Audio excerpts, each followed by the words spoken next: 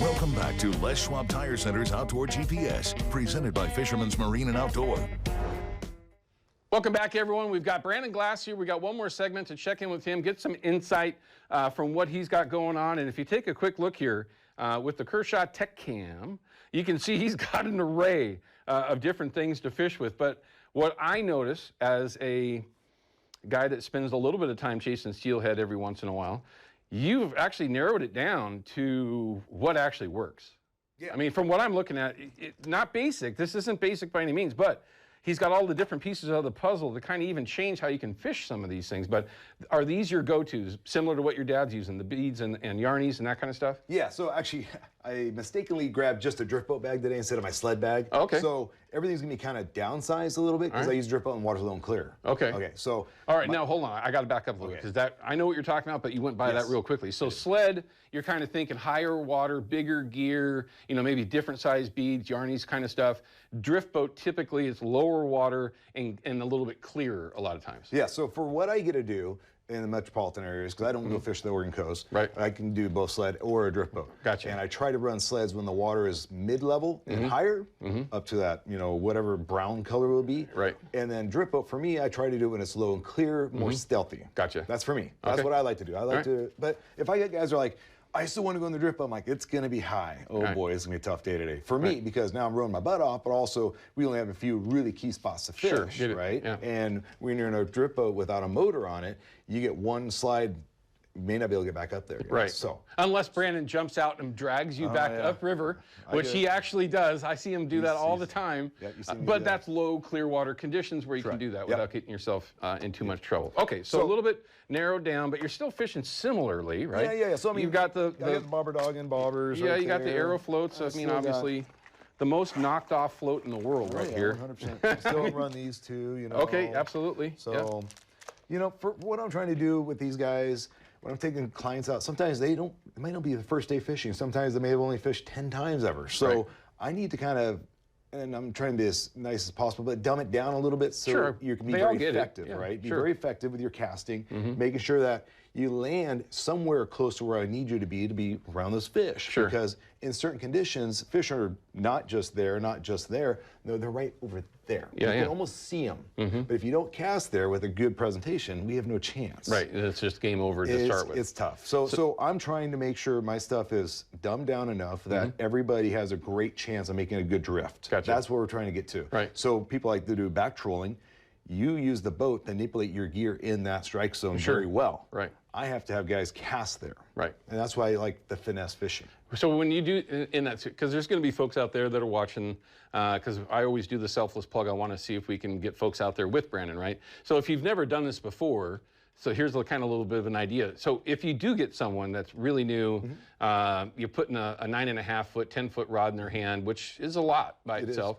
Do you take a few minutes to kind of coach them up? Yep. Or is it just in the middle of the battle to figure it out? Nope. So what I do is the first 10, 20 minutes of the day, I got 7 steps to make sure you're an efficient caster. Okay. 7 steps. And if you remember those 7 steps, you will cast well. Okay. And so once I get everybody engaged in that, then we start rowing down the river. All right, gotcha. Yep. So as long as I got guys that can efficiently cast, my drift boat is set up to where I have 2 seats in front of me in tandem, and I have 1 behind me. So we're all in a row. So I can say turn left, cast, turn right, cast. Right. So you're not casting over everybody's shoulders, right?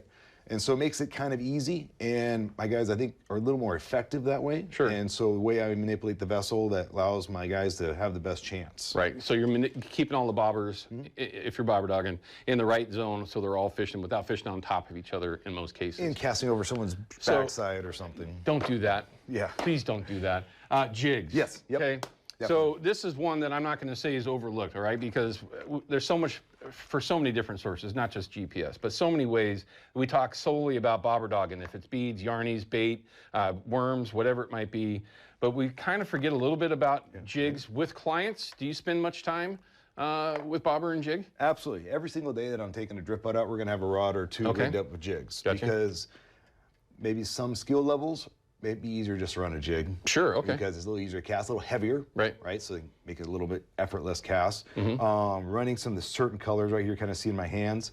You know, these are some really profound good colors, at least for the metropolitan rivers that I get to fish. Yeah, this one's right there. That never catches them. But, absolute go-to. I tell you what, and that water is low and clear. These little purple guy here, man, this thing is really okay, good very too. good. Yeah, you know, we always like the, you know, anything, nightmarish, you know, something like that. And you can get some more bigger fur stuff as well. But, you know, realistically, just kind of matching the hatch with the water conditions. You know, light color, like clear water, and it's like dark, kind of cloudy. I like darker colors. Right? Okay. If it's really sunny, sometimes I'll run some brighter colors too. So it just kind of depends. You just kind of play by the feel. What's your take on size of jigs? 1/8 ounce, 1/4 ounce. Do you play around with that, or do you just stick with the 8? Well, the water's gonna be higher. Also, I want to do quarters. Okay. Water's up in color. Let's say you have 2 foot of this. I would. Now this is talking bigger water. Now if you're in a small little tributary, a coastal trib, I mean that's only 20 feet across. An 1/8 ounce will probably work great every single day. But this is bigger water, right? We're kind of considering maybe the Wilson, a 1/4 ounce jig when the water's up at 6 foot on the Wilson, or 12 on the Sandy, or a Clackamas at 16 or whatever, 15. You want a bigger jig. You also need a bigger profile, right? And something easier for them to see, and it'll stay down a little bit better. It stays down because the current's so fast, right? So a 1/2 ounce bobber with a 1/2 ounce weight and a 1/4 ounce jig, that bobber's just barely floating. Yeah, that's going to keep it down in the strike zone a little bit better, right? Okay, makes perfect running sense. A 16th ounce jig, it's whipped way up. It's out of the strike zone. It's not going to work very well. Now a small tributary, maybe a little different. I mean, I'm talking like a creek, right? You know? So there are some of those creeks along the coast right now could be really interesting. Today is probably really good there. It could be really interesting. All right, so you've got a bunch of different beads here. You got a lot of soft beads on here, but you've also got a bunch of hard beads here as well. They do fish differently in different situations. You know, I like fishing a lot of hard beads, especially in low clear water conditions. And the reason why I say that is I want that hard bead to have its more of a not natural drop, but a heavier drop down to the bottom. And I want that thing to tick that rock and kind of bounce up, tick that rock and bounce up, tick that rock and bounce up. We just talked about that a little bit. And that's a big one I think people kind of forget. They want to drag the hard acrylic beads too much. I want them to just barely hit every now and then. Right. I want it to float, tick, Right. Rubber beads, I don't have a problem dragging them through everything because that thing is just rattling down there. It's not really sticking on anything, but that little acrylic bounces. It's kind of a cool deal. So if you see with a camera, it's really cool. They do fish differently. There are certain circumstances where one might be more effective than the other. But there's no question that a few years ago, you know, when Brandon really at B&R, and of course there's lots of soft beads that are out there, everybody, we all know that. But with the T-stop, some of the innovation him and his brother put into these beads, there's a reason why, you know, top guides and pretty much people everywhere are fishing B&R beads. Because those soft beads, we've watched it, and I'm sure you've seen it, where they'll come up, a steelhead will come up, actually grab that egg and literally hold it, right? I mean, you don't necessarily see them going, but you know that they're holding onto that bead, which gives you more time to put a hook in them. It does, and all the time, almost every day, I'll be like, guys, you're getting a bite, Right. Because the bobber's not gone. I'm like, but it's doing this, it's doing this. They're actually biting it. Because the fish is moving with the bobber going down. It's not going the other direction to pull the bobber under. I'm like, reel, yank, you know. So there are those times that a rubber bead might have a better chance to get a bite. I agree. Hook a fish. Where acrylic bead, you need to be right now. Like it's right now. Yeah, they will literally, we've seen it, they'll go and then spit it out. As soon as they feel that hard in their mouth, they will spit it really quickly. You got to get a hook in them in that short window. So size beads wise, I like to use obviously, you know, I love 14s and 12s, lower clear water, big water, bigger conditions we have right now, 16s, 18s, 20s. Crazy these. I know. It's just to say that is crazy. But guys, remember back in the day, we drift fished rags. Yeah. How big is a rag? 24 size. Yeah. I mean, what's the difference? I mean, they were too, weren't they? Yes. We were making them out of earplugs, running yarn through them. You know? Yes, absolutely. And they were deadly effective, believe it or not. So I mean, what's the difference running a 20 mil bead or 22 mil bead? There's not. Right. It's just a big profile, and that's what Steelhead are. They like seeing that's what they want to see. And they just snip at it and check it out. Well, when they first kind of got started with beads, it was those 14s that really kind of shot off with everyone. And the big question was, why do they want these massive beads? Well, now no, we need 8 mils. 8 mils only. Oh yeah, 8 and 10. Because we're trying to match the eggs that are floating down the river. No, they don't see that way. They see this big thing coming at them. They can see it. It's round. They're like, oh yeah, I'm going to take a bite out of that. See, what is that? Okay, so last question I got for you because we're running out of time.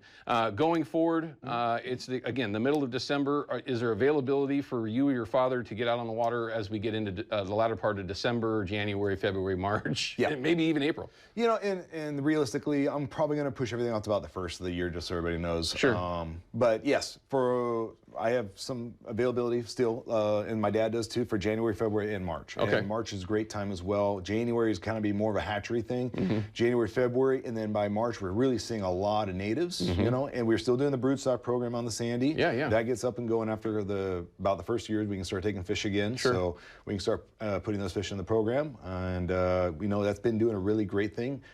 The river we fish on, you can tell a broodstock fish because we take the left maxillary and nip. Yep. Okay. Now that we've almost integrated every single fish into a left max genetics, are not going to be nipped anymore on the left. They're just going to be adipose only. Oh, interesting. Because now we've adjusted all the genetics. Okay, I got to cut to a break. When we come back, we're going to wrap her up. I'm keeping him here with me. We'll be back with the end of GPS in just a second. We got a great show lined up for this upcoming weekend, though.